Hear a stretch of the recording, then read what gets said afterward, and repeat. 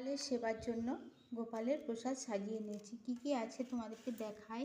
লুচি আছে, তালের লুচি, সুজি, এখানে আছে ফল প্রসাদে আছে রম্ভা আছে, পেয়ারা আছে, বেদানা আছে, নারকেল আছে, আর এখানে আছে নারকেলের নাড়ু, এখানে খইয়ের নাড়ু, এখানে তিল নাড়ু, সন্দেশ আছে, আর এখানে তালের বড়া ভাজা আছে, আর এখানে তালের লেচি কেটে এটা দেয়া আছে, এখানে ছানা দেয়া আছে ছানা, আর এখানে দেয়া আছে এটা ভুট্টা পোড়া, মানে ভুট্টাকে পুড়িয়ে আমাদের নিয়ম দিতে হয়।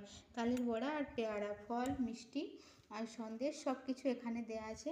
আর এখানে দেয়া আছে চাল ভাজা, কলাই ভাজা, চিড়ে ভাজা, বাদাম ভাজা, ছোলা ভাজা, খই।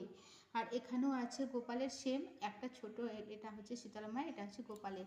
এই ছিল আমার আজকের গোপালের প্রসাদের ভিডিও। আর আমার ঘরে এখনও গোপালের সেবা হয়নি, গোপালের পুজো হয়নি, আমার সন্ধে দেওয়ার পরে শুরু হবে। তোমাদের কার কী প্রসাদ হলো তোমরা অবশ্যই একটু জানিও।